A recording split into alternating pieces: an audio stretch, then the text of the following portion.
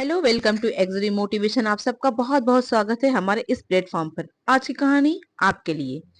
एक बार एक आदमी ने एक मेंढक को पकड़कर उसे एक बर्तन में डाल दिया और उस आदमी ने बर्तन में थोड़ा पानी भी डाल दिया। वो बर्तन इतना भी गहरा नहीं था, मतलब कि वो बर्तन इतना बड़ा भी नहीं था कि मेंढक उसमें से छलांग मारकर बाहर ना आ सके। अब उस आदमी ने उस बर्तन को एक स्टोव पर रख दिया और बर्तन के नीचे आग लगा दी। धीरे धीरे बर्तन के अंदर का पानी गर्म होने लगा। उस बर्तन के अंदर जो मेंढक था वो खुद को पानी के टेम्परेचर के हिसाब से एडजस्ट कर रहा था अपनी एनर्जी से। पानी का टेम्परेचर धीरे धीरे बढ़ने लगा, मतलब कि धीरे धीरे और भी ज्यादा गर्म होने लगा। मेंढक अभी भी अपनी एनर्जी का इस्तेमाल करके खुद को टेम्परेचर के हिसाब से एडजस्ट कर रहा था। अब एक समय ऐसा आया कि वो पानी बहुत ही ज्यादा गर्म हो चुका था और मेंढक की सारी एनर्जी भी खत्म हो चुकी थी। एनर्जी खत्म होने की वजह से अब मेंढक उसमें से छलांग भी नहीं मार पा रहा था, क्योंकि उसकी सारी एनर्जी तो डाउन हो चुकी थी। अब वो मेंढक धीरे धीरे उसी पानी में मर जाता है।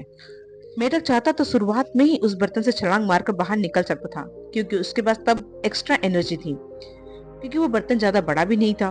लेकिन उसने ऐसा नहीं किया। उसने अपनी सारी एनर्जी एक ही जगह पर लगा दी थी, पानी के टेम्परेचर के साथ खुद को एडजस्ट करने में। और जब आखिरी में उसके पास कोई ऑप्शन नहीं बचा सिवाय उस बर्तन के बाहर निकलने से, तब वो ऐसा कर नहीं सका, क्योंकि उसके अंदर की सारी एनर्जी ही खत्म हो चुकी थी। मेंढक की मौत किस वजह से हुई, क्या आपको पता है? उसकी मौत पानी की वजह से नहीं हुई, सही समय पर छलांग ना मारने की वजह से हुई।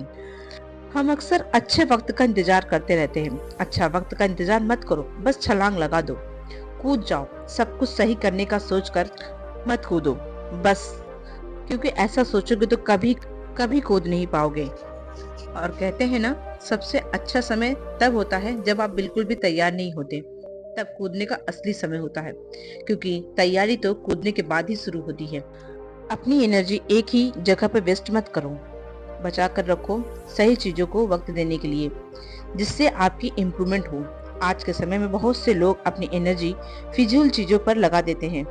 जब वो बाद में कुछ मीनिंगफुल करने के लिए बैठते हैं तो उनके अंदर इतनी एनर्जी ही नहीं रहती जिससे वो उस काम को पूरा कर सके, और वो एक जगह पूरी तरह से फोकस नहीं कर पाते।